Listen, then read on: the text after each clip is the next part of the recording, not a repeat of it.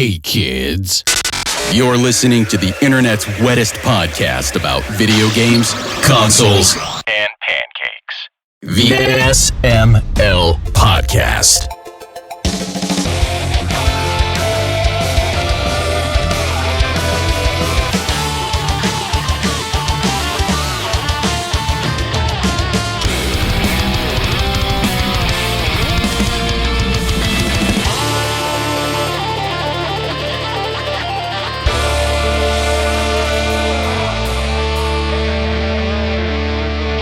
What's up, everybody? This is the SML Podcast. I am your host, Joe. Joining as usual, we've got Aki and Jacob here. How are you two doing?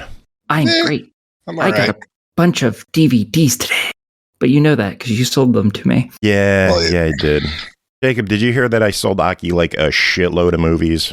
Yeah, I mean, like you had told me last week. Yeah. Last week when we were off because of my video card dying and then me going to Aki, hey, I need to raise money for a video card. You want to buy a bunch of movies? And she was like, God damn right, I do. Show me all your Disney shit. And now she has a box of Disney shit. Nice. Yep. It's great. So Disney in and other words, Pixar shit. Yeah. So does that mean I should go through my DVDs and see what I could sell you? Sure. Nice. Okay. All right. I like animated things and Asian films. You got those. I got I might some buy Asian them. films for you. Okay. I don't want any of your pornography though. Are you sure you don't? Yes, I am 100% sure I don't want any of your pornography. Chances Well, are it's I've only- already seen What it. if it's only slightly used? Well, this episode's age-gated again. Yep. You're welcome. Then again, we have SML After Dark coming up later in the show. So. Yeah. Yeah, Yeah, it's so gonna be see, you were going to get age-gated age-gated anyway. Yeah. Like, I just hastened it. You're Yeah, welcome. we're going to be age-gated for the foreseeable future. It's fantastic. I have so many porn games. I played through an entire 4 of them today for review. So Well, but they're we're not all, reviewing all they're of not them all today. coming tonight. But they could. They could, but that would be premature. That's like my ejaculations. I was trying to dance around it and be like, You were trying subtle. to dance around my ejaculation? What the fuck? This episode's off to an awkward start. oh, that was a good one. Aki, was that you? Yes, That of course was- it was. That was very well timed. Thank you. Got to give a couple of shout outs. Apparently on our last episode, the alerts weren't working. Fire and Rootbeard both dropped subs. Earlier tonight, Latino Heat dropped the sub and Javor's dropped 100 biddies.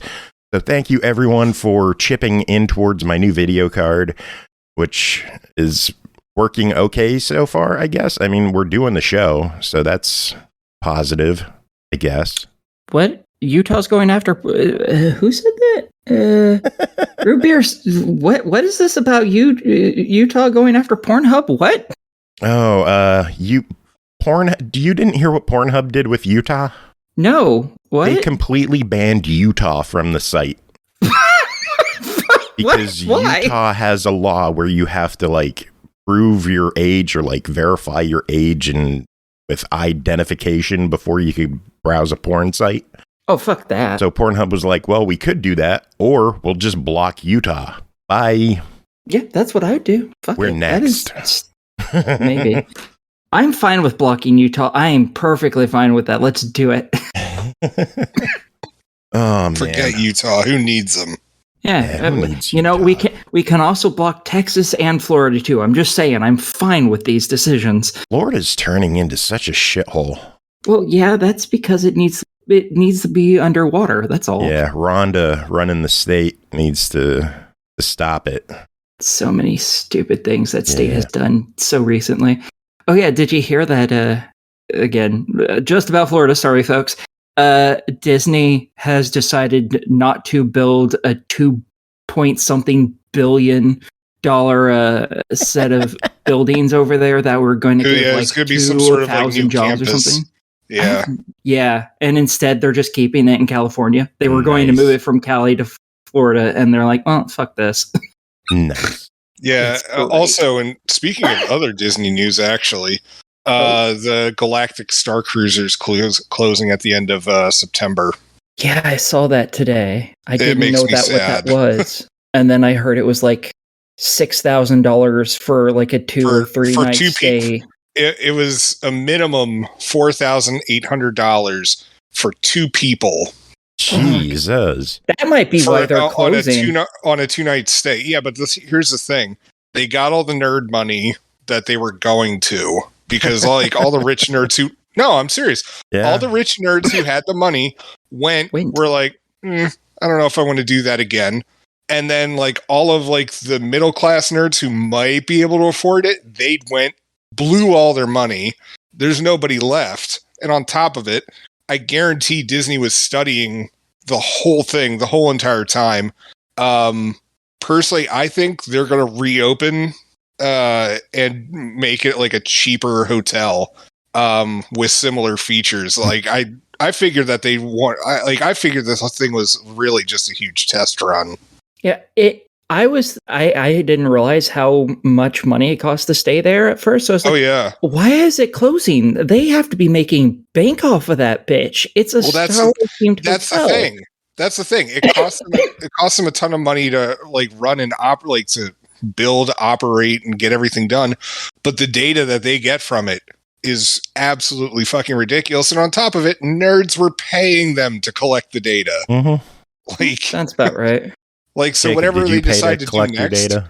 I'm sorry, what? Did you pay them to collect your data? No, dude, you would have known about it. If I had that kind of money, they probably would have collected my data, and I probably would have paid them for it. I'm not gonna lie. No. I would have. If I had the $10,000 to take my family down to that thing, and so us, a family of 4, get to experience the 2-night thing. Trust me, I would have. I would have gone solo. Fuck having other people.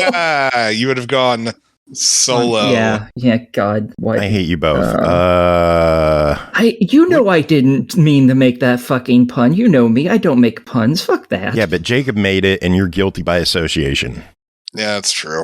I mean, this is your podcast. That makes you guilty too, motherfucker. Oh, I don't discredit that claim at all. No, I'm fully guilty.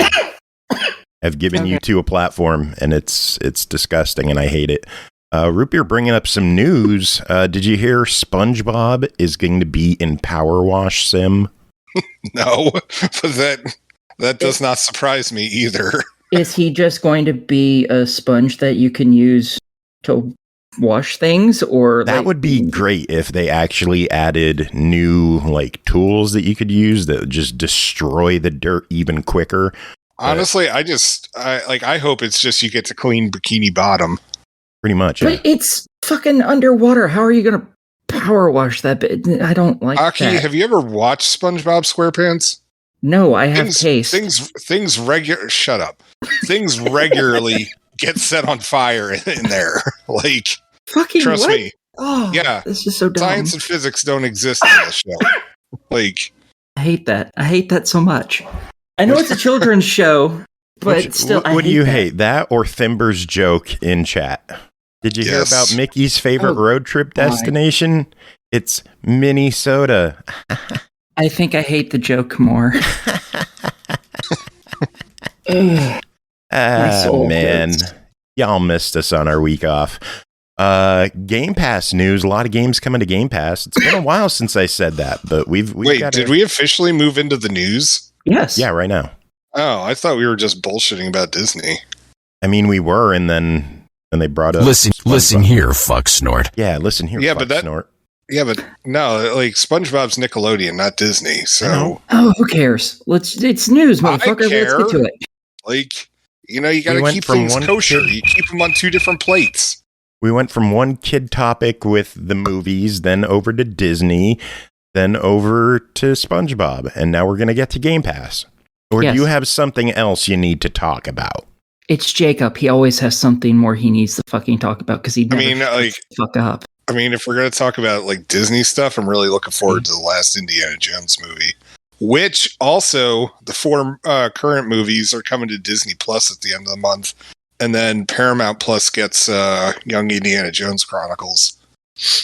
Okay, Young Indiana Jones Chronicles were actually not... Yeah, they were really good. Yeah. I mean, the first 3 movies were really good, too.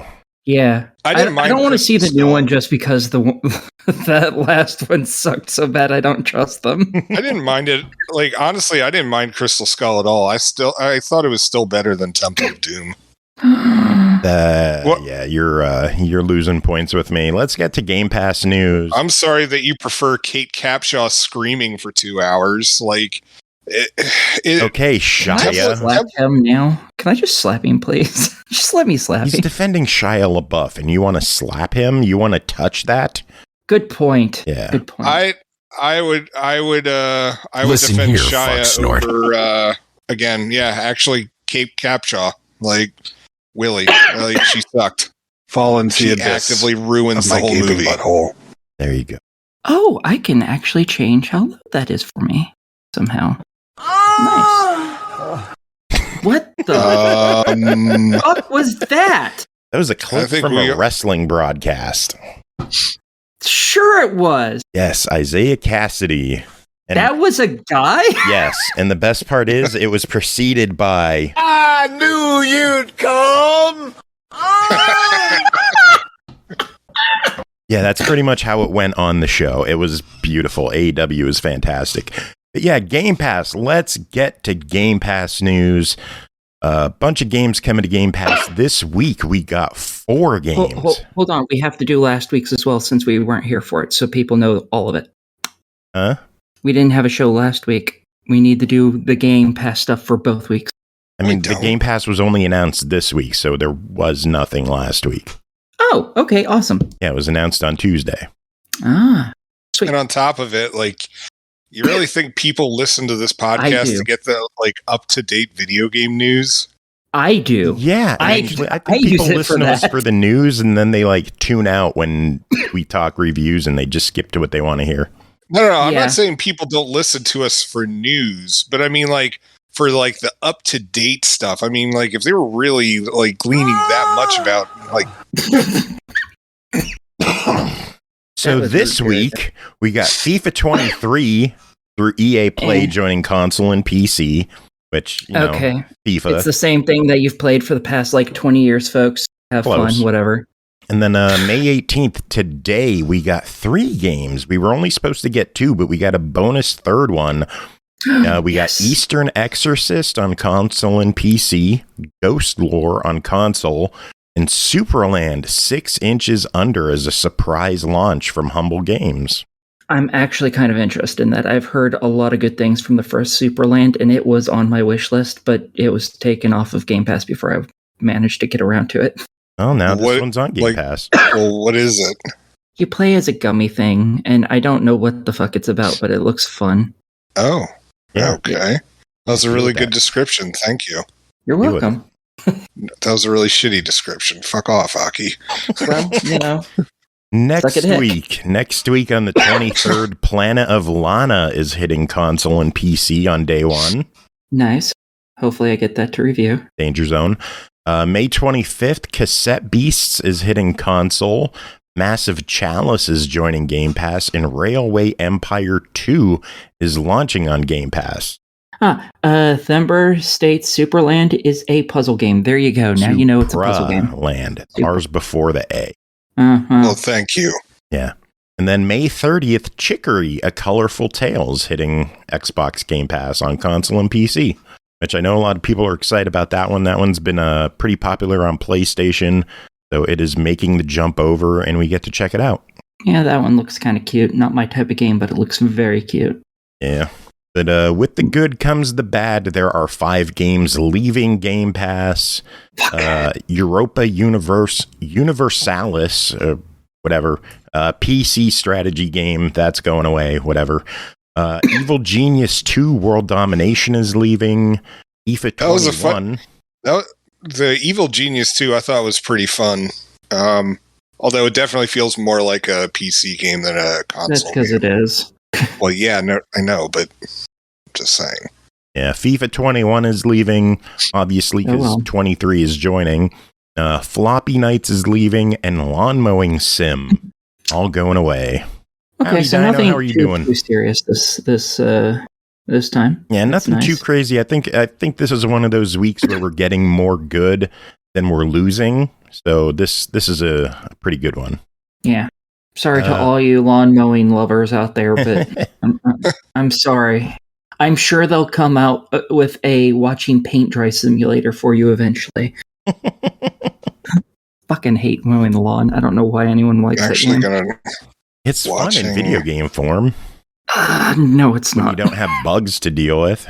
Root Beer says lawn mowing sim is fucking good, you jerks. See? Huh. See? I'm so sorry, Root Beer. Me, what? So for 99 cents up on Steam, you can actually buy Paint Drying Simulator. That's not a thing. Yep. It is a 6-hour game. This thing, I'm just boycotting life. And you're just gonna watch the paint dry. Oh, shit. Anyway, more news. Mortal Kombat 1 was announced by WB Games and NetherRealm Studios for release September 19th. And it'll be hitting the Series X and S, PS5, Switch, Steam, and Epic. Pre-orders start May 19th, and you get Shang Tsung as a playable character if you pre-order. The game is going to be a $69.99 game. There's going to be a premium edition for $109, and then a collector's edition for $249. Wait, you said that's coming out September 19th, right? Yes. That's dumb. That's a Tuesday. Yeah, so you can spend the entire week trying to grind out some of the shit to get achievements. No, dumbass. Because, like, back in the day, it used to be Fatality Friday or Mortal Monday. Like, what are they going to do for a Tuesday? Tremor Tuesday? Actually, I think it's Tasteless Tuesday, you know. Like new releases don't happen on Mondays anymore. They could. And then the logistics of Mortal Kombat games could be good too, but Mortal Kombat games are good. Yeah, they are. I really enjoyed Mortal Kombat 11. I'm looking forward to the new one. It looks pretty good. Looks gory as hell too. Did you see the trailer? Yeah, I did. Holy fuck. That fatality at the end was pretty awesome. All of them were pretty awesome. That was a bloody trailer. I couldn't believe some of the shit they were getting away with. Yeah, and I like how it's just like, we believe that this is going to be rated 17 and up, probably due to the violence. Probably, yeah. At the beginning. I don't think they're skirting on a T rating this time. Let's see, PlayOn is doing some restructuring. Deep Silver, Prime Matter, and Raven's Court will all be merged into the PlayOn brand. I think it's a shame. Deep Silver is like a long-running brand. They have like 20 years of history, and they're just folding them. Yeah, and it's probably all because of that last Saints Row game. One bad game, and they're like, yep, let's just fold this shit. Yeah. And I'm like, that's sad. Does that happen, though, you know? Where it's just like, that game didn't do so hot. You're out. Yeah, it happens a lot, and it's just sad, because it's like, it's just one game. Give them a fucking chance. Like, look at BioWare. They've made numerous shitty games one after another. Give them a chance. Just let them make one more game so they can prove they're amazing. Numerous shitty games did BioWare make? Well, give me a second. Let me see the entire list of all the games they've made recently, and I can go down the entire list for you. Please do, because I'd love to hear what is shitty from BioWare. I know. Like, even Mass Effect Andromeda, wasn't a bad game after they patched it for a year. So after they spent forever fixing a broken piece of shit, they didn't make a piece of shit. It was still a piece of shit. It wasn't piece of shit. Yes, no, it definitely wasn't. I love Mass Effect, and I pre-ordered that bitch. Trust me, it was a piece of shit. All right, it's on my shelf.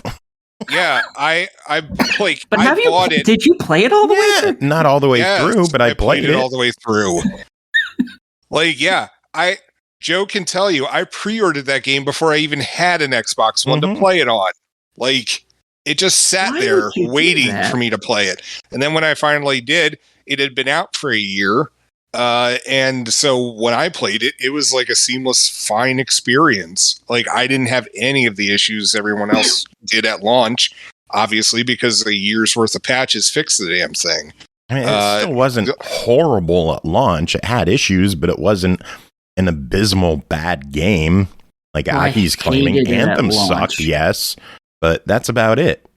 And that's about all they've done in recent years. Exactly. Multiple shitty games. No, that's one. Anthem is one. That is not multiple. I was going to say, I bought Anthem like last time the Legion of Dawn edition was like $3 on sale. I still have yet to fire it up. I don't know. I haven't fired it up. And I'm just coasting on the hope that like EA never shuts down its servers so I can finally get around to it in like 20 years. Yeah, good luck on that. I'm in no hurry on that game. I think you can play it solo, so even if they close the servers, it won't matter. It'll probably be better at that point, honestly. I want to know what's not going to be better. Overwatch 2's my hemorrhoids mode. Oh. Okay. Yeah, they've canceled it because they're shitbags. So the whole thing that they destroyed Overwatch 1 for, they're just scrapping. They're not doing it. They completely rechanged the monetization of the game to make it shittier. And yeah, that's why they really destroyed Overwatch 1 was so they could make people spend more fucking money. PvE's coming. Yeah, that's just how they got other people to be like, yay, yes, let's move. PvE ain't coming, so...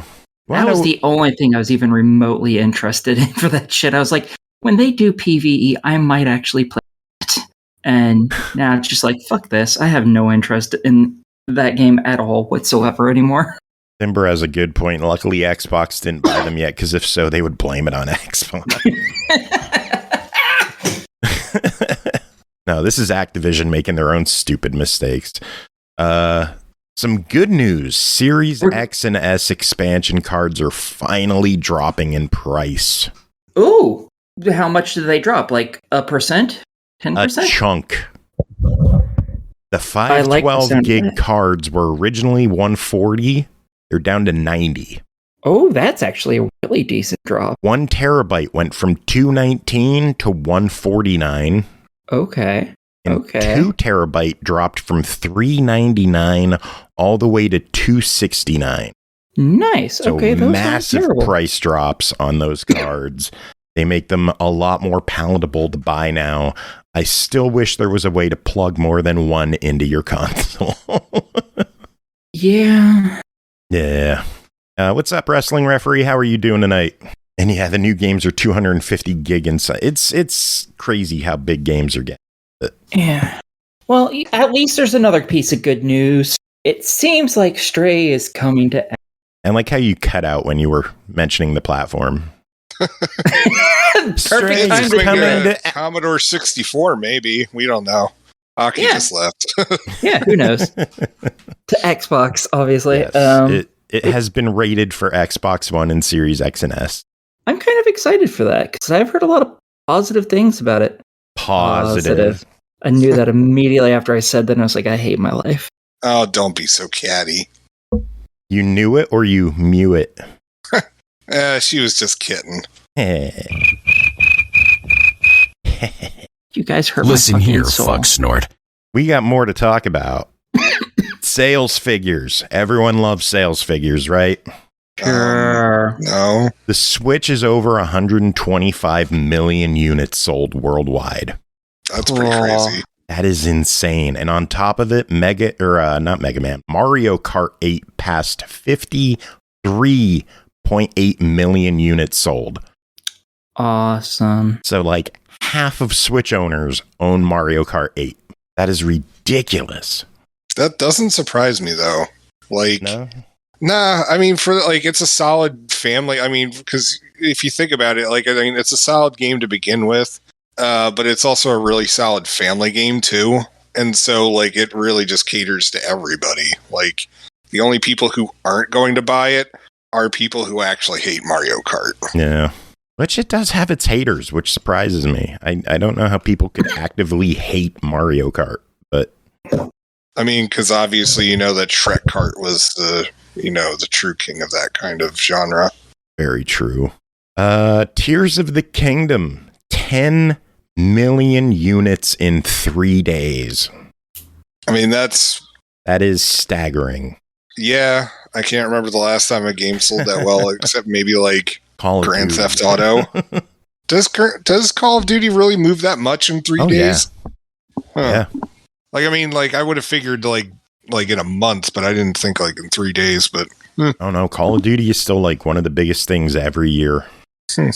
Yeah. But Tears of the Kingdom doing pretty good on its own. Ghostwire Tokyo is up to 4 million players. So that's pretty good. Sonic Frontiers has hit 3.5 million players, or a million units sold, actually, making it the best-selling 3D Sonic game ever. At the same time, that doesn't feel like that's that high of a hurdle to, like, yeah, no. to jump.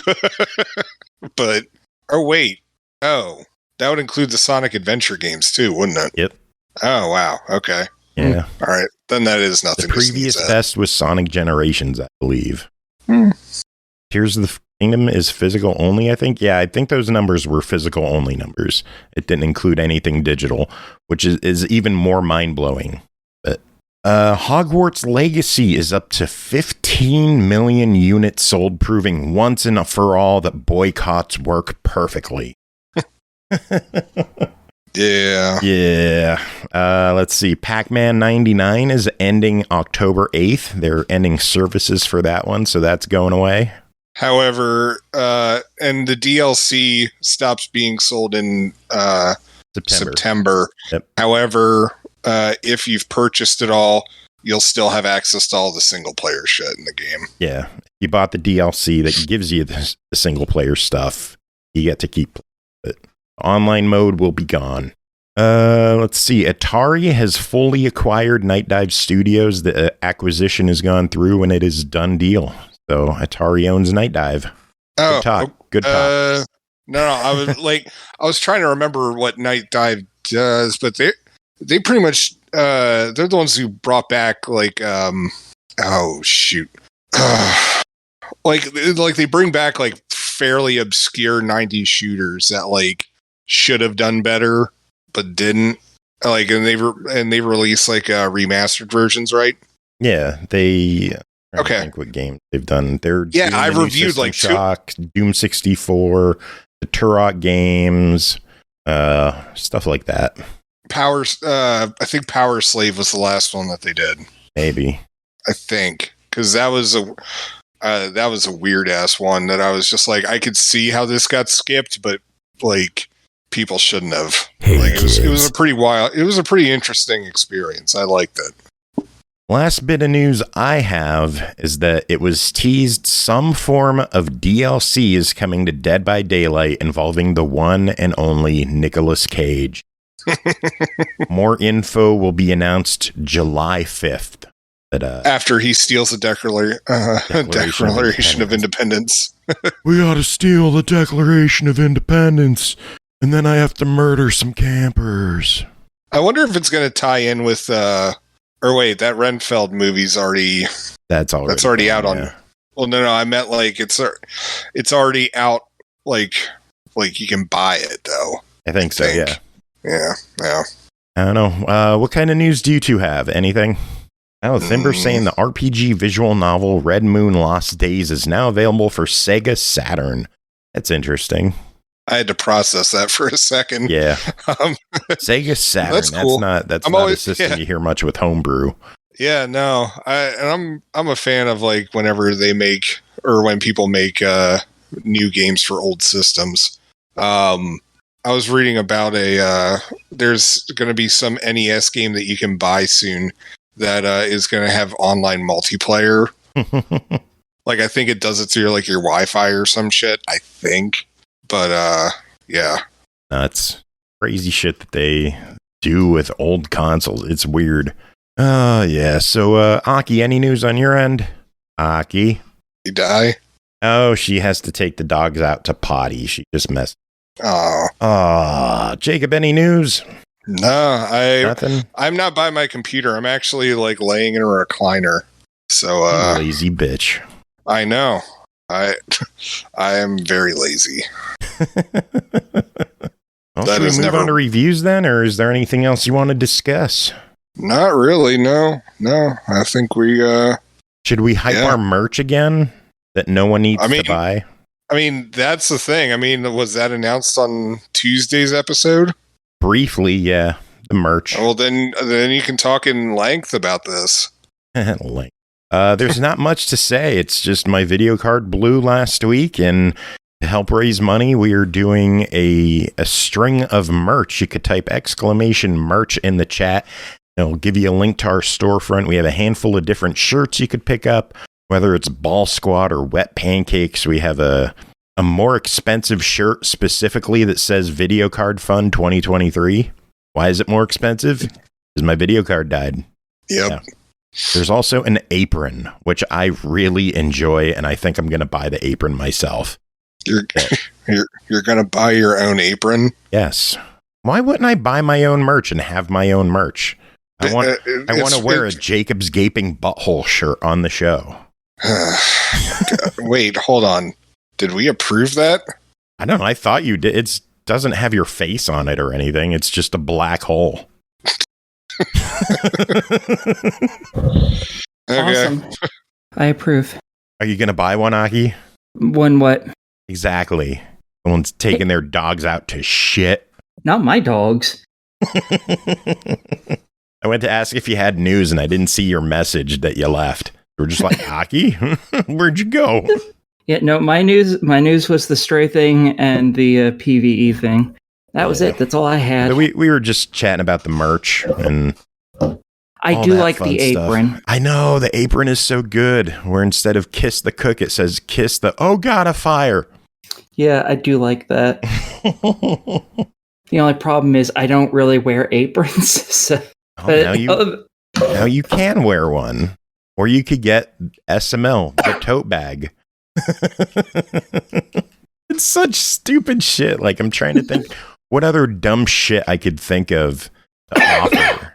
Like, I'm looking for the dumbest of the dumb. Well, you could do a mug that says you're the worst podcast instead of the best. That might actually sell too, because it's a fucking mug. Yeah, true. SML. It's bad.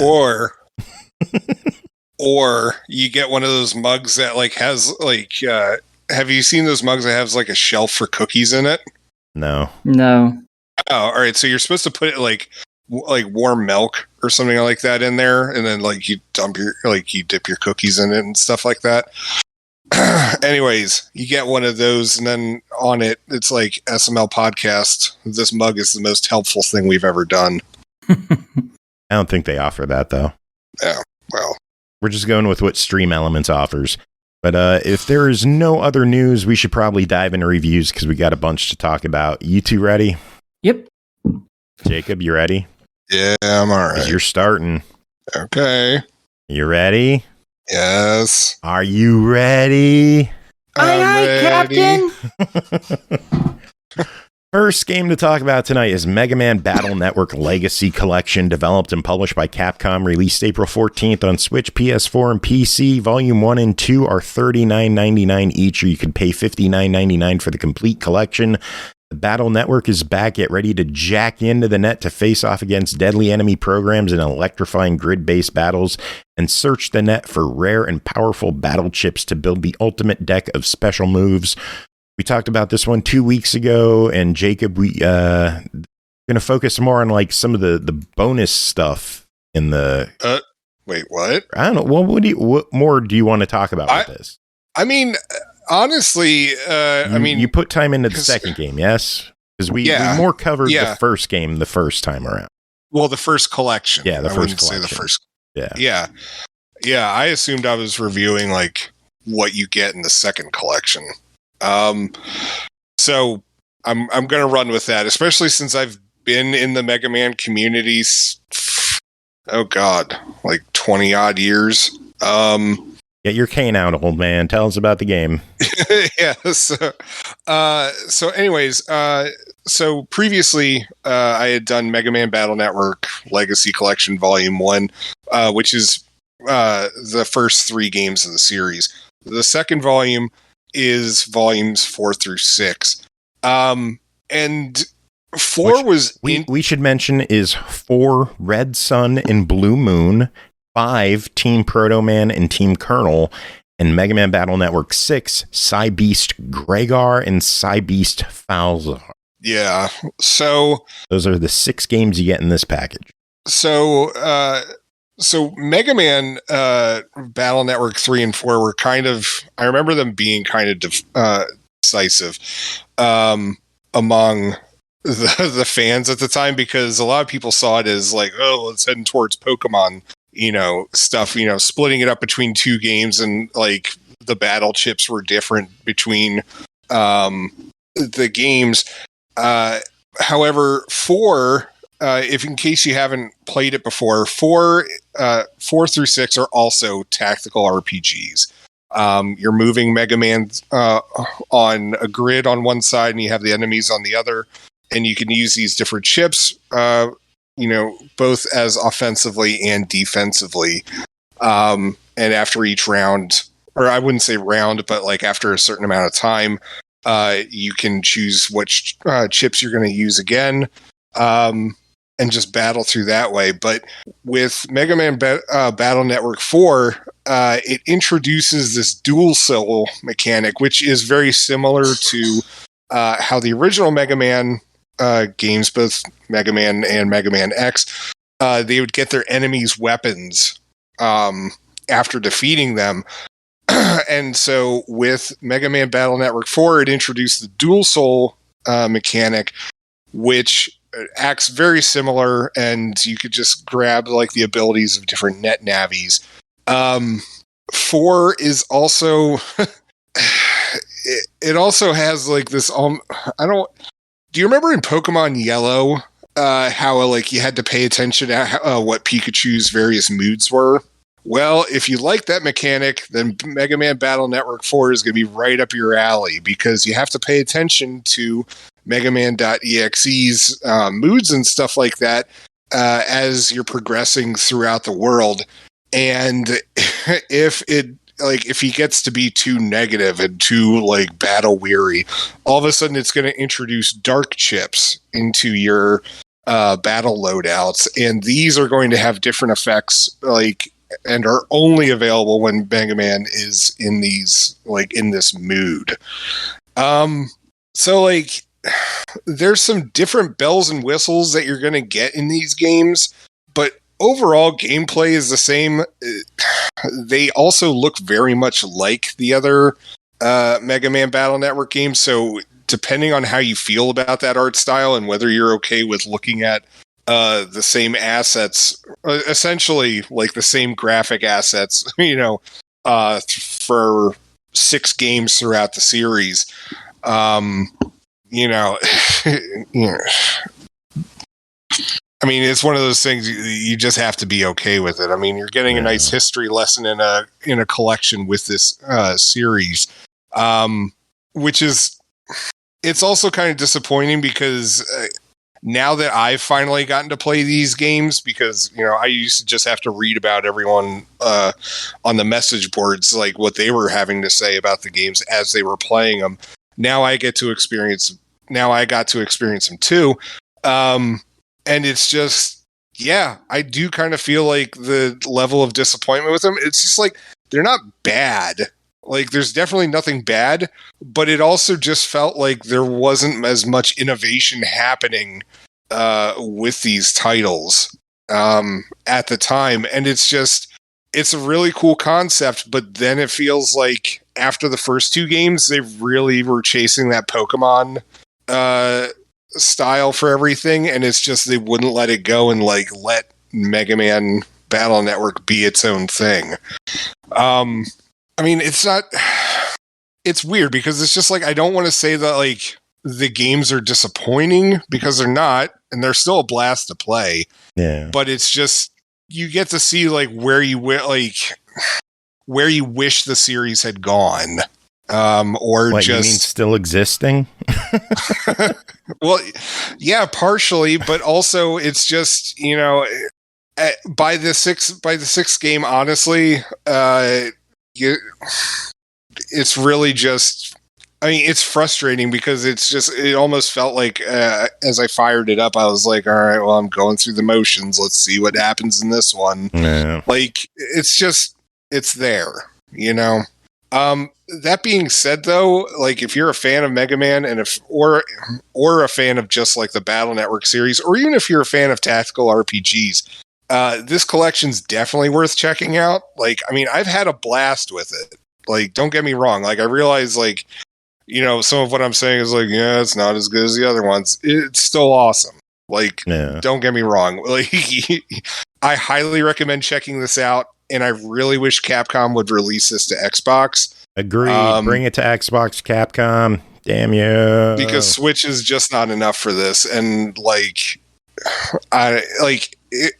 it's been a fun ride. Like, feeling like I'm back in like high school and very early college again with these games. And honestly, I hope like Capcom's willing to give this kind of a treatment to other past series that they've done, like Mega Man Legends.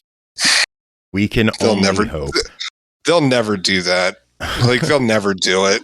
Like, there's too much bad. I honestly, I think there's just like so much bad blood on that like Capcom won't even touch their own property on that one. Yeah. Well, Battle Network Legacy Collection is available in Volumes 1 and Volume 2 for $39.99 each, or you can get the full collection for $59.99. What are your thoughts? Just buy the full collection. Like, unless you remember your feelings on it back in the day and we're just like, yo, I hated the like 4 through 6 so much. like, which I'm just like, okay, like, it's still just an extra $20. Just buy the full complete thing. Like, I don't see any reason to piecemeal this thing out. Well, the reason to piecemeal it is because Capcom piecemealed it out in 2 collections instead. Well, I know they did, but I'm just saying, like, for the fans, just they buy should the have whole just thing. released set. Yeah. All right, next game to talk about is Weird West Definitive Edition, developed by Wolfeye Studios, published by Devolver Digital, released May 8th on Xbox Series X and S and PS5 for $39.99. Discover a dark fantasy reimagining of the Wild West where lawmen and gunslingers share the frontier with fantastical creatures. Journey through the story of a group of atypical heroes, written into legend by the decisions you make in an unforgiving land. Each journey is unique and tailored to the actions taken. A series of high-stakes adventures where everything counts and the world reacts to the choices you make. Aki, tell us about your time in Weird West. Okay. This is a weird game. Helpful. Yes, I know. Yeah. They named it Weird West for a good reason. It's weird and it's set in the West. What? Yeah, I know. It's crazy. Wait, but is it weird, though? So, anyways. I asked a valid question. One that I answered before you asked that. Twice, no less. Thank you. So this is set during the Wild West times, in case you hadn't figured that out. And in it, you basically play as 5 different people. It plays very much kind of like a twin stick shooter. You move around, going to different cities and stuff, little townships, whatever you want to call it. And some of them are red and indicate there's monsters there. Sometimes you have events while you're traveling, and you start off traveling on foot, which takes for fucking ever and sucks. So save up all your money and buy a horse the first thing you do, even though it is the most expensive fucking thing on the fucking planet, because it will cut your time down by a lot. And, you know, when you're traveling from point A to point B, you sometimes get some good events. Usually they're monsters. I would tell you the story of the game, but, like, I don't fully understand it. I'm not gonna lie. Because there's 5 chapters to this game, and each chapter you play as a different person, but the same person at the same fucking time, because it doesn't make any fucking sense. The first chapter you play as a young woman named Jane. She used to be a bounty hunter, and now she's just, had a simple life after she laid down her gun with her husband and her son, and they just tend to a farm, and bad shit happens, and she's like, I'm gonna kill some motherfuckers, which is great. I fully support this. Go kill some motherfuckers. Yes, queen. And then, the next chapter focuses on a pig man, and I'm not saying the man is a pig, a misogynistic piece of shit. No, he's literally a pig man. It's weird. The third one, I think, you play as like someone from the Fire Nation, which is an old Indian tribe, and there's a couple other people, obviously, one for each of the next 2 chapters, and all of you happen to have this weird mark that appears on your neck for no reason. Who knows? And that mark seems to be its own individual that's traveling in between all of these bodies of these normal people, because these people exist outside of just their chapter. And each chapter deals with its own thing. Each chapter has its own villain you have to stop-ish. And in this, there's, you have to kill vampire-like things. You have to kill wraiths, zombies, werewolves, crazy cultists, demons, all sorts of shit. And on top of that, people who are jackasses who decide that they're going to try and rob you after you've killed like 100 fucking demons that could annihilate them. They're going to be like, yeah, we're going to rob you now. Because, that works so well in their favor. Is it sad that you mentioned there's crazy cultists and my first thought went to like red baseball caps?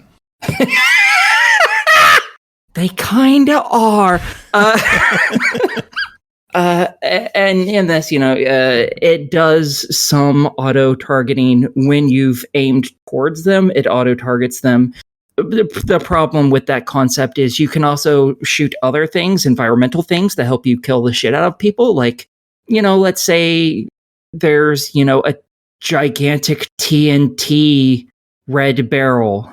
Well, if they're standing near it, you might target them, you might target it. You might want to target it. It's more fun that way, but you don't always want to do that for I don't know what reason.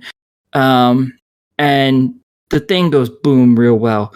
And there's no real way to be like, oh no, I just want to target him. I don't want to target that. Which kind of becomes a problem because sometimes there's also things like oil lanterns you can shoot. And if you shoot them, they land on the ground, create a gigantic pool of oil that's immediately set on fire. This is where really the targeting issue becomes a fucking issue. Because they're not always on the ground. Some of them are up on the ceiling. And if the guy you want to shoot is way over there, but that thing is in between the two of you, you might target him, you're probably going to target it. And if you're close to it, you're just going to shoot it down and set yourself on fucking fire, which sucks. I've done this so many fucking times. It's fantastic. There's also, things of oil, or not oil, of acid. Like, technically, there's also things of oil too. And if the acid, it's like a poisonous thing that if you step in, poisons you, but it looks like acid. If you shoot a flaming arrow into that, it will explode like crazy, and it's so cool. So you can do all sorts of little fun things. It really focuses on giving you the ability to do environmental kills. Like, you can throw water on the ground. It'll create a water puddle. There's electric grenades in this. If you chuck it on someone who's wet, and they will have a symbol if they're wet or poisoned or have walked through oil recently, and it'll do more damage to them, which is really fun. I didn't expect that out of a game. I don't really expect that out of games in general, because that's usually more complex than most people want to put forth the effort into, because that's really complicated stuff. So that was really cool. But it doesn't just work on enemies. Your allies can run through it. You can run through it. And enemies will throw electric grenades at your ass too. So that's fun. In this, you can... Obviously, your health doesn't regen on its own, so you have health packs that you can buy, but you can also drink water, which you can find quite a lot of in ye old Wild West desert shithole. You can find a ton of water for reasons. And then there's also animals you can find. If you kill people, vultures will come, and you can kill the vultures and steal their meat. Some areas have chickens or cows. Other areas have wolves and bears in them. or deer, and you can kill all these things and take their meat and get some health, providing you can find an open flame to cook them on. Anyways, and not only is there that, you can also skin animals if you get the tools for it. Sadly, all the tools, be it a shovel, a pickaxe, or the skinning tools, they all have a durability, which really, it sucks. In games. No one does. Durability blows donkey balls. Unless it's like Zelda, where there's so much shit everywhere that it doesn't matter. Well, after you get a little bit into the game, you thankfully find pickaxes and shovels pretty regularly, and you can buy all three of them in different shops. The general store will usually sell you one shovel and one pickaxe. Any tanner will sell you a couple of the skinning kits. I regularly had like 3 or 4 of each on me just because they break real quick. Like pickaxes and shovels break if you use them 10 times, which is real quick to go through them when you're in areas that have the items that use that. The skinning tools I use significantly less often, but I also didn't really care to skin animals that much. I just didn't bother with the animals. And you might be like, why would you bother skinning the animals? Well, when you use the pickaxe to get minerals or use the skinning tools to skin animals, you get the mineral that you pickaxed and the skin that you got from the animal. Both of those are used to upgrade items. The different hides upgrade your armors, and all your weapons are upgraded by the different minerals.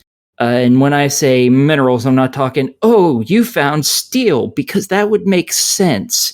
Instead, in this game, it's like, you found copper. Now you can make your standard steel gun out of copper, and that makes it stronger, even though that is a worse metal. And then it goes to silver, which is a significantly worse metal. And then to gold, which is an even worse metal. Do you not know how strength in video games works? The more valuable it is, the more powerful it is, obviously. Yeah, obviously, But a shotgun made out of pure gold. Yeah, that's gonna... it's gonna work great, yeah. Yeah. One shot, totally. It mentions each journey is unique. Is this like roguelike? What's going on with this? No, every journey is referring to each character you play as, so each chapter. Gotcha. They are basically their own standalone thing. They all tie together at the end because of the mark crest thingy person and story thing, that whatever we don't it want is. to give away. Yeah. Obviously, it connects all of them somehow. I did not finish the game because I got to a point where I kept dying and it just made me angry, so I quit. But I was pretty far into it. I was in the 4th chapter, and it's rare when you don't finish a game. Yeah, I got into the 4th chapter, and I don't know why, because I had some of the best gear you can get, period, and I just kept walking face first into a fucking wall, and I was just like, after like 2 or 3 hours of that, I was like, I'm done. Clearly, you needed more aluminum equipment. The game's sitting at $40. What are your thoughts on it? I really like it. I think it's a really fun game. There's a lot you can do and explore, so I think it's totally worth that. For the first chapter, because I was farming a lot in it, I spent like 20-ish hours just in the first chapter. Every other chapter after that, I think I spent like 5 or so hours in. So yeah, I think it's definitely going to give you the time, and I think it was really fun. So I'm totally for this game. Cool. All right, next up, everyone in chat should pay attention. Carnage is going to have a giveaway for this one. Next game is Garden Simulator, developed by PRODUKTIVKELLER Studios, published by SunDust, released May 11th on Xbox One, Series X and S for $29.99. Fresh vegetables, healthy fruits, and beautiful flowers. Now you have the chance to take care of your own allotment, harvest the crops. Boredom at home is a thing of the past, but today you'll enjoy nature. Cultivate your own virtual garden, take care of the plants, then harvest and sell them. Jacob, tell us about your time with Garden Simulator. So Garden Simulator, like, I mean, if you've been playing all the other simulator games that are out there by other devs, like I've sat through bus driver simulator, or power wash simulator, construction simulator, all that kind of stuff. And I've noticed that these kind of simulator games, they either take one of two things. It's like by the end of it, you're going to know how to like do the actual job, or you just found the most relaxing Zen-like thing of all time. And as it turns out, Garden Simulator is very much into that whole you've discovered the most Zen-like thing of all time. I went in there expecting like I'm just going to have to, deal with actually doing a garden and trying to figure out like what seeds to grow. And I'm going to have to really maintain my crops, and like there's probably going to be like pests and stuff like that. No, there's none of that here, like at all. In fact, I would actually say if you were a big fan of the gardening mechanic in like Animal Crossing or Disney Dreamlight Valley, then this game is actually going to be more up your alley. So in this game, you are the grandson of some family member that passed away. I think it's supposed to be like actually like your great aunt, but your grandfather's the one who's talking to you. Even though he awkwardly just calls you grandchild instead of like, what's your name? Like as you would expect at the very beginning of the thing. And so it's like, hi, grandchild. Like, good that you came by. And that's the only way that you're ever going to communicate with anybody is just through letters and emails that you receive. And it's just, there's a lot of don't question too much logic in this game. Just enjoy it for what it is, because your grandpa's also like, well, I know that you're going to need to order stuff. So I left my old laptop out in the garden shed. And it's just like, there's no door on this shed. Like there is no walls. Like there's barely anything that covers the ceiling. And he's just like, oh yeah, I'm just going to leave my valuable tech out here that anybody could have stolen. And you as the player are also just going to leave this laptop outside forever. It's one of those the first thing that Amish you're laptops. No, it only looks has like like an HP piece, HP POS. So you get to the house, and there's a cat wandering around, and yes, you can pet the kitty. And there's actually no way to harm the kitty, which is nice. In fact, there's no way to actually harm just about anything. Like the only way you're ever going to fuck up in this game is when you accidentally mow your own mow your crops instead of going around them. So when you get into the game, the house is boarded up, and you have access to the backyard, and that is it. And then you end up having to use the money that you get from planting stuff and then selling it. Which the game just handles everything for you. So that's cool, I guess. But as you get more money, you can upgrade various stuff. You can buy access to various parts of the property, which you're supposed to be the one taking care of anyway. So I don't know why you're buying access to property you theoretically already have, but whatever. We're just going to go with it. And the game's just like, all right, yeah, here. Just just put these seeds in, and you have to sell this. And there's a plot, technically. And the plot is just about as good as Power Wash simulators, where it's like, all right, here's this thing, go do it. And they're like, oh, well, I need these flowers in a week. Yeah, it doesn't matter if you planted them in a week. You just get it done when the mission's done when you get it done. So it's just there's no real time constraints. There's no real story. Oh, and also dealing with pests. Yeah, there are none. The biggest pest is going to be the cat, who might get in your way. But again, the cat can't be harmed. And I fully admit I tried just to see what would happen. But I hit the cat with the wheel of my lawnmower just to see, and it just goes meow, and then just runs away. nothing happens to the cat. Like nothing happens to you if you somehow fall off of the porch or whatever.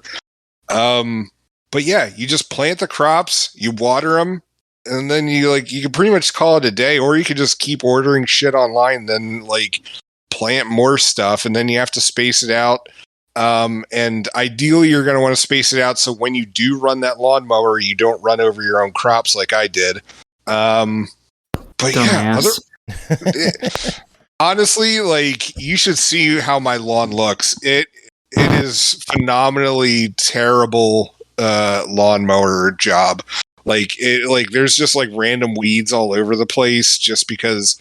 Oh yeah, speaking of weeds, there's weeds, and in real life, like weeds actually like choke out like whatever you're trying to grow, and like they'll aggressively like seed everywhere and just like pop up like weeds. Yeah, in this game they are just there as something for you to remove. They don't harm your plants, they don't do anything.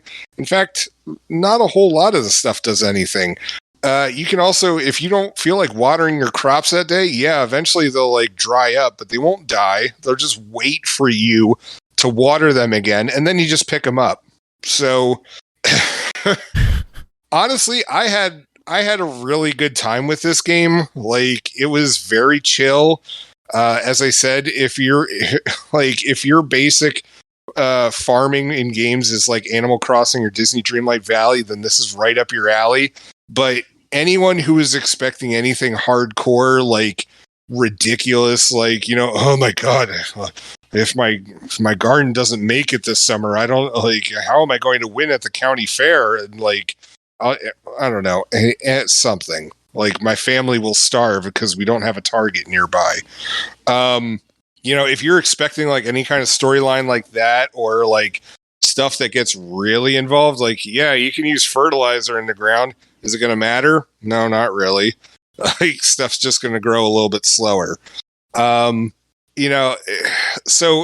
it's really not as much of a sim as just like a Zen experience. Like if they had called it gardening, this is more power wash sim than like construction sim. Correct. Yeah. In fact, I don't even know if I'd call it a sim. As I said, gardening Zen experience would have been a better name for it and aptly describe it. Well, it's $30. What's your verdict? Honestly, as I just said, it really comes down to your preference. If you're looking for a chill game, then absolutely buy it. If you're looking for a super in-depth, nitty-gritty simulator game, this is going to be an avoid it. Like no middle ground, either buy it or hate it. No, I'm dead serious. You're either going to love this game, or you're going to hate the absolute shit out of it. Sounds fair. Next game is Moonrise Fall, developed by Made From Strings, published by CheckMate Publishing and GrabTheGames, released May 4th on Xbox One and Series X and S for $9.99. Moonrise Fall is an atmospheric exploration puzzle game about a boy who finds himself lost in a supernatural forest after losing both parents in a car crash. Put your detective skills to the test, unravel the mysteries of the forest, and photograph the strange creatures that reside there. Aki, tell us about your time with Moonrise Fall.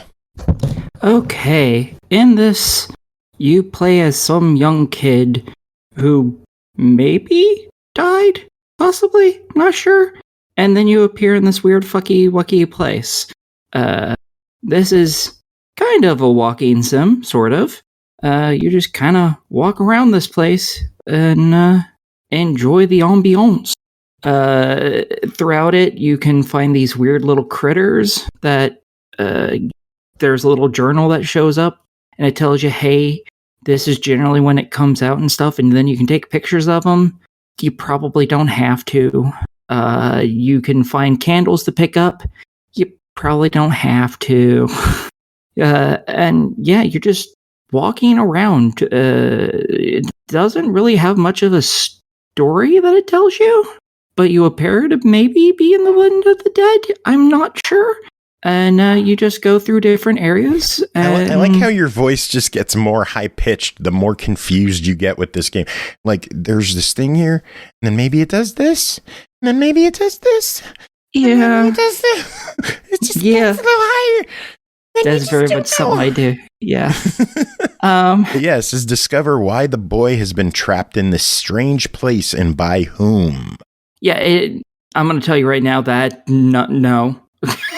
I've 100% of this game. No, I have no idea what the fuck any of that at all. But yeah, you're trying to find little weird orbs, basically, that allow you to get to the exit and get back home, or maybe to another alternate timeline, or maybe a parallel universe, or maybe undo bad things that happened. I'm not sure, because again, it doesn't make a lot of sense, because it doesn't really tell you any fucking thing. But it is a pretty fun little game. You're not really going to die at any point in this game. I don't believe there's any death mechanics. I'm gonna have to use this extremely loosely. There's puzzles in the game, which are namely like, here, you can see that thing that you can teleport to. Teleport to it. You've solved the puzzle. Congratulations. So this is not meant to be a strenuous game. No, this is a super simple. As I said, it's basically a walking sim. And it's just a cute little relaxing game, really. That's just really weird looking. Not every game needs to be like a 20-hour epic. Yeah, I think I spent only a couple hours in this game. It was good. Is it a quick and easy achievement list? For the most part, yeah. No, it's very easy. Almost every achievement in this is related to either collecting the collectibles or just playing through the game. That's it. That's all there is. Because it's not like, die 15 times or kill these things 80 times. No, there's nothing to kill or die from. So it's really just photograph all the critters, pick up all the candles, and light up all the shrines, and then beat the game. And that's it. That's all you got to do. It's a very nice, simplistic thing.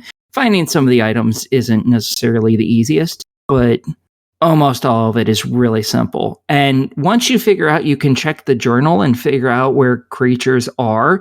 And then you figure out, when I'm near where a creature is, my lamp lights up. And if I don't see a creature, it just means that I have to wait to another point in time in the day. It gets real easy at that point, because I didn't know that for a very long time. And I couldn't figure out why my lamp was lighting up, and I was going fucking crazy. It's like, I can't find this fucking thing. Yeah, I was like, I can't find this fucking creature. Where is it? And I had walked through the area where it spawns like dozens of times, and then I just finally realized, that's why it's lighting up. Oh my god. And then I went to the area and I found it immediately. It was bad. GG. Game is $10. What do you think of it? Is that a good price for this experience? It doesn't seem like much of a game, or like an interactive kind of chill thing. Yeah, I think most people would probably be okay with it. I personally would like it more at a $5 range, but I did really enjoy myself, so I can't really say no to a $10 for that. All right. Sounds good. Jacob, jumping back a little to Garden Sim, Root Beer wanted to know if you could upgrade the hoses. There is no hose for you to use. At first, you start off with a watering can, which can be upgraded, and eventually you just move to a sprinkler system. All right, next up is Space Gladiators, developed by Seaven Studio, published by Blobfish, released May 4th on Xbox One, Switch, and PS4 for $14.99. Ever dreamt of being a space potato? Now's your chance. I should stop right there. That's like the best. Yeah, that's pretty fantastic. I should read the rest. Space Gladiators is a 2D hand-drawn roguelike platformer following a bunch of captives fighting their way out of a planet prison, defeat hordes of aliens in the gladiatorial arenas, and earn your freedom. Jacob, you are a space potato. How does it feel to have a game represent you properly? Well, I mean, that's already happened to me before with, Rats. Dang. It's like you're reading my mind, actually. All right, Potato, tell us about Space Gladiators.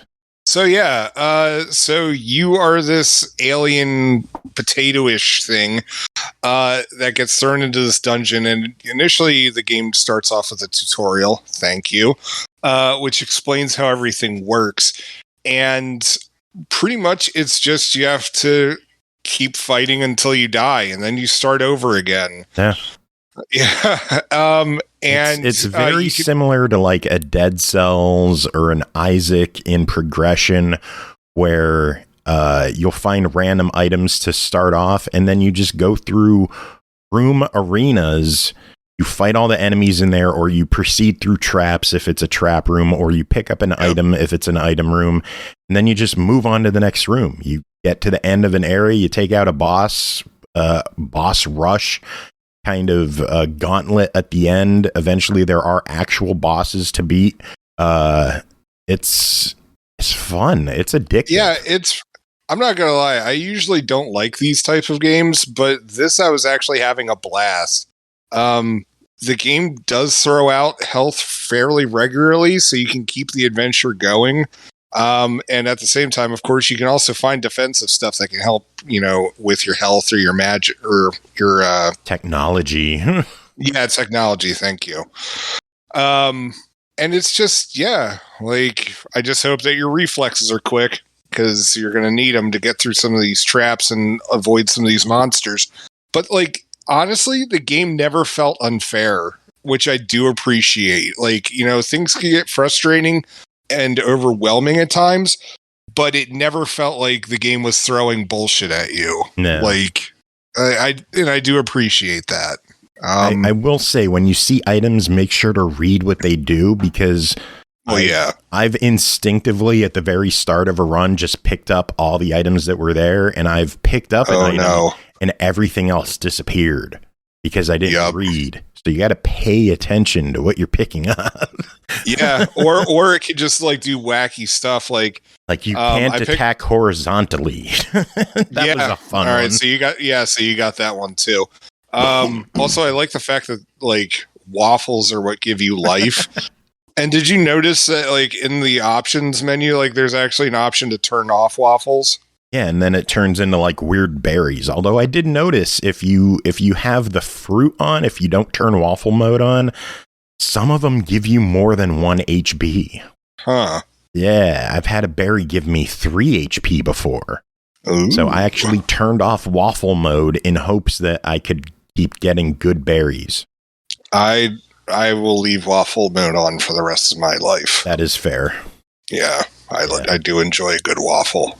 I enjoy this game. It's really fun. It's really addictive. Yeah. It's got tight controls. Like you said, it doesn't feel unfair. It feels when you fuck up, it's because you fucked up. Yeah, you definitely know you're the one that messed up on it. Yeah, the key things in this game are pay attention to the map, try to plan out where you want to go ahead of time so you could try working your way to those rooms as you go through. Can't always get where you want to go, so just keep that in mind when you're going through rooms. Try to find the path you want, but find alternates just in case. And yeah, sometimes you're gonna make it through 3 rooms and die. Other times you're gonna make it through like a 30-minute run.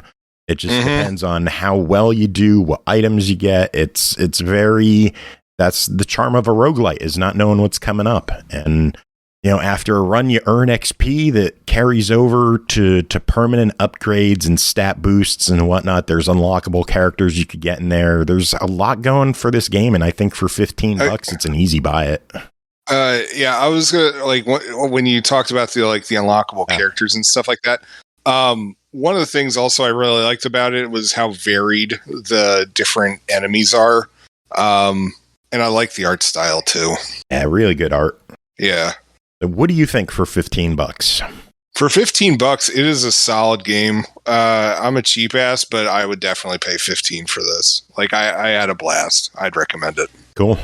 All right, next up is After You Level Escape, developed by K148 Game Studio, published by JanduSoft, released May 11th on Xbox One, Series X and S, Switch, PS4, PS5, and PC for $6.99.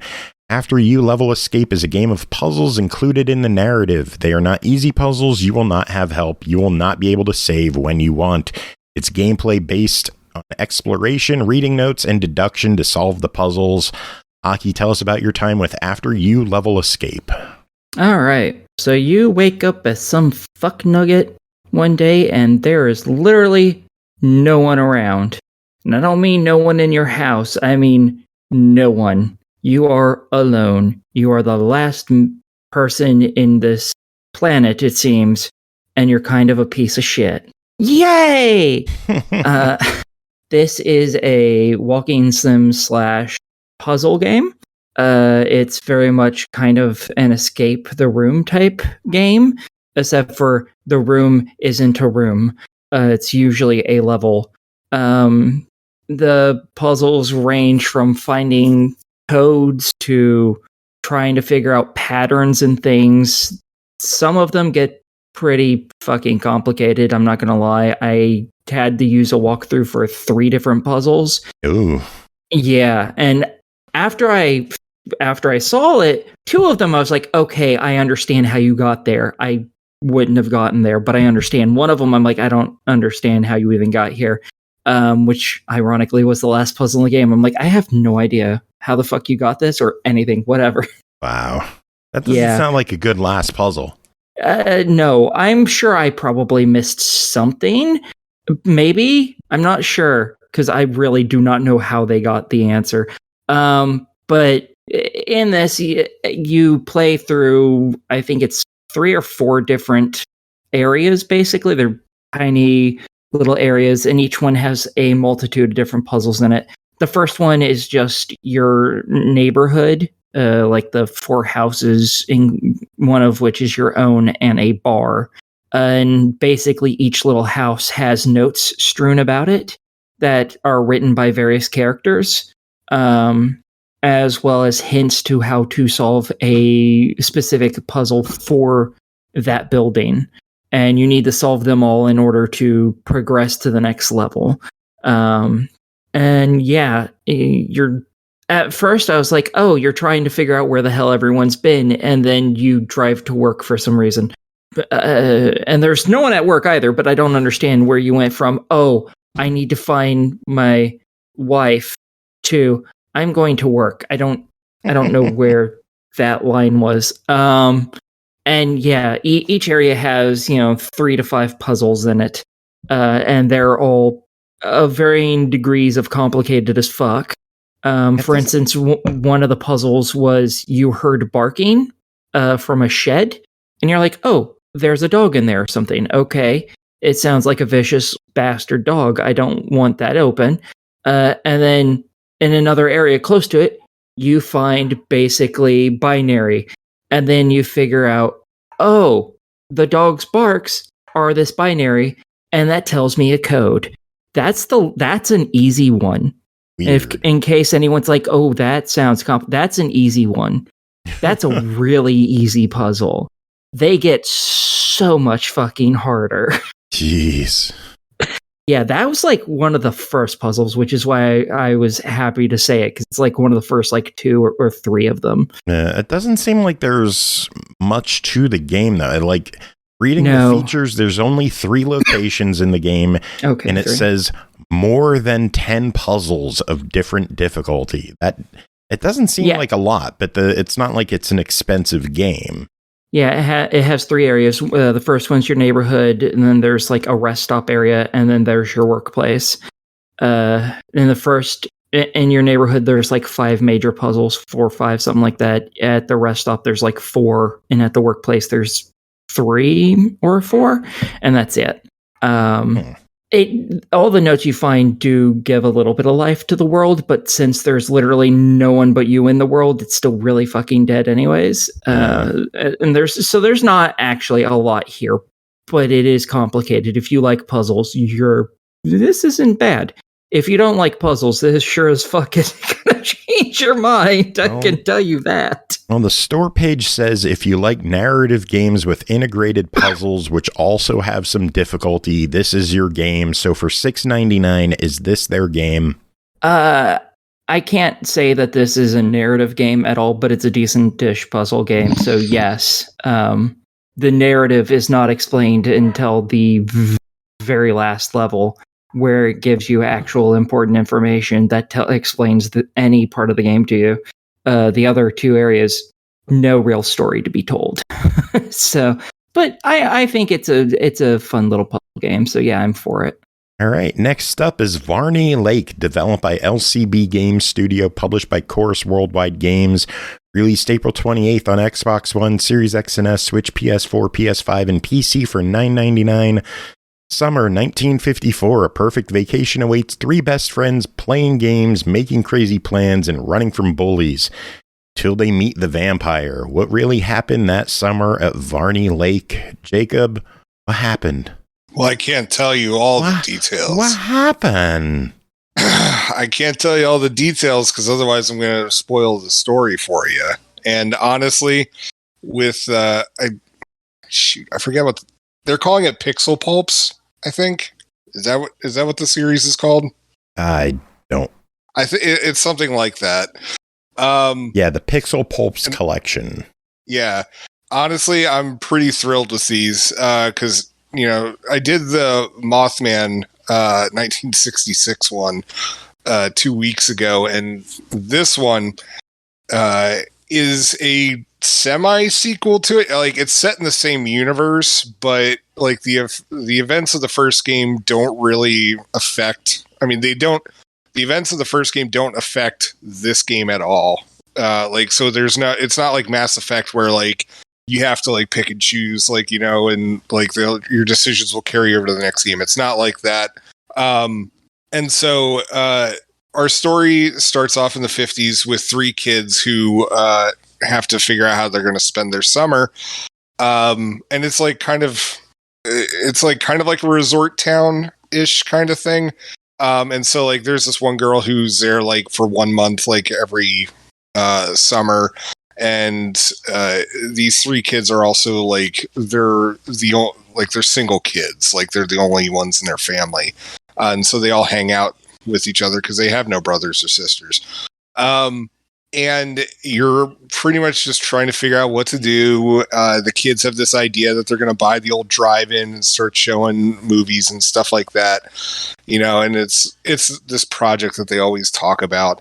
And summer is kind of boring until you meet the vampire. Dun, dun, and dun. Is he good? Is he bad? Well, fast forward to like 1981, and two of the three kids aren't looking so good. Life has taken a toll on them since they're meeting with the vampire. What did it do? Well, that is for Lee. I think I might be getting confused with the guy from the first one. All right, it's the author from the first game. He's still cranking out like all these like nonfiction, quote unquote, novels and books about like the various boogeymen and monsters that come out and stuff like that. And he's interviewing two of the kids to find out like what the story is about this vampire. And also he's trailing he's also got an assistant with him, somebody also from the first game, which I was really not expecting because I totally forgotten that this character exists. And then when it was revealed, I was like, oh damn. So in case you hadn't listened to the previous review, the one for the Mothman game, the game very much looks like a late 1980s point and click adventure game. Yeah. But what was that? Is Purnell going fucking yeah? Oh, okay. Because Root Beer won the game and said fucking yeah, so I played the fucking yeah. Okay. Fucking yeah. There you go. Okay, I hear it now. All right. So anyway. It very much looks like a late 1980s point and click adventure game, but it's actually a visual novel. And I do appreciate that it's not just like a simple PowerPoint presentation. There are puzzles in the game. There are little games that you can play, like little mini games. And sometimes you have to like push buttons to make sure that you're interacting with what's going on the screen. So like, if you're being told that you need to move left, you have to use the joystick and move left, or give it the command to move left, I should say. And yeah, it's just a really engrossing story, and I'm having fun with both of these titles. And honestly, I just really can't wait for the next one. Bonson Knights is supposed to be coming out later this year. Nice. This one is $10. What are your thoughts on Varney Lake? Absolutely. One of my highest recommendations. Like, these two titles, like, are honestly like some of my highest recommendations for this year of games I've reviewed so far. Like, I'm really enjoying them, and I think our listeners will too. Cool. All right, moving on. Wait, do I get to leave? You want to leave? I mean, kind of. My phone's almost dead. Okay, goodbye. Oh, there you go. Bye. Okay. Shit, how do I turn this off? Idiot. God damn it. What am I doing? Fuck. You're still on the call. Yeah, I know I am. I'm waiting to see what other trying to figure out how to turn off the, what's it called? Where you leave messages? Voicemail? Yeah. When she set up her voicemail, she couldn't figure out how to stop it at the end. So you hear her saying, "How do you turn this off?" It's nice. sad. Yeah. Hey, he's gone. Malaki, are you ready for SML After Dark?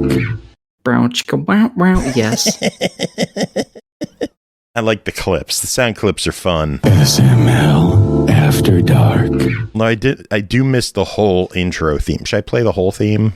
Yes, go ahead. Just tell me when it's done.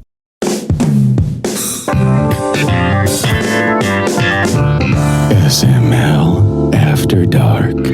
That is right. It is After Dark time. The first game, we are covering 2 After Dark games tonight. The first one is Demon King Domination Deluxe Edition, developed and published by Belgerum, released September 2018 on Steam for $4.99. We're going to be taking a look at all of Belgerum's lineup across, what was it, like 2 weeks ago, and then this one, and then in like 2 more weeks, we'll cover 2 more.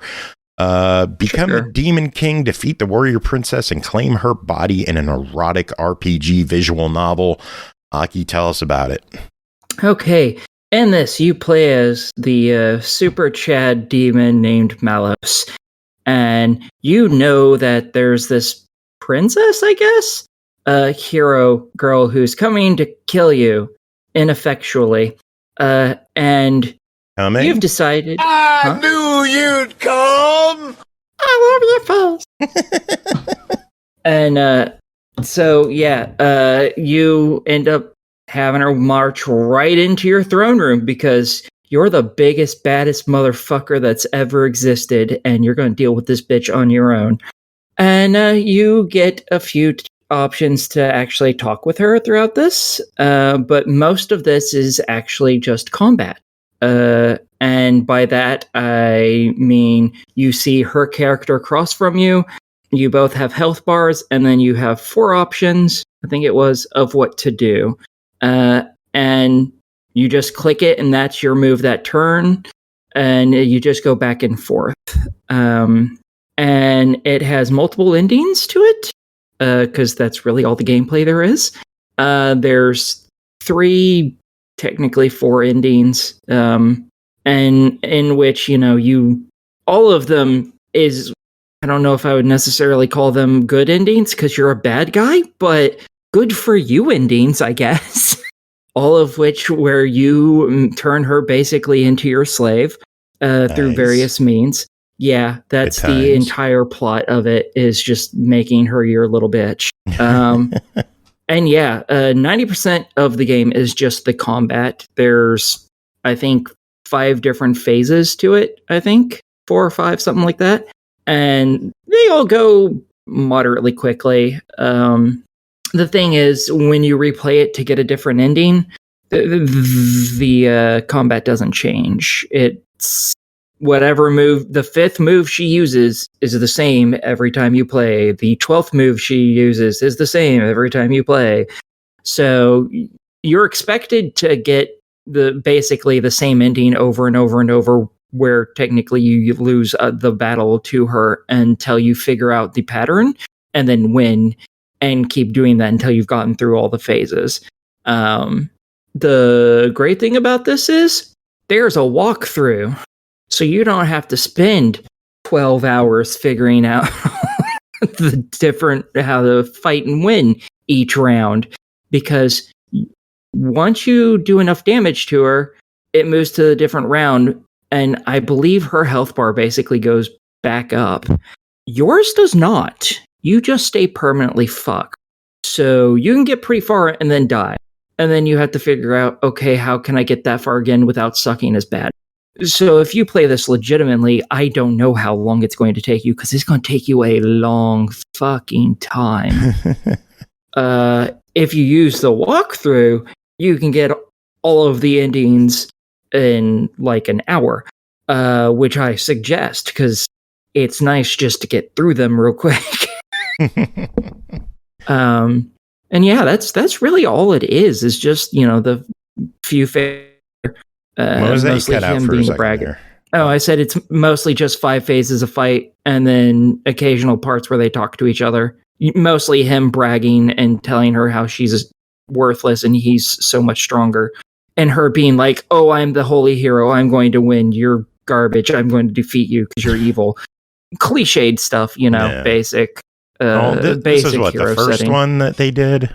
I believe so, yes. So it's $5 to start off the franchise. What do you think? I'm for it.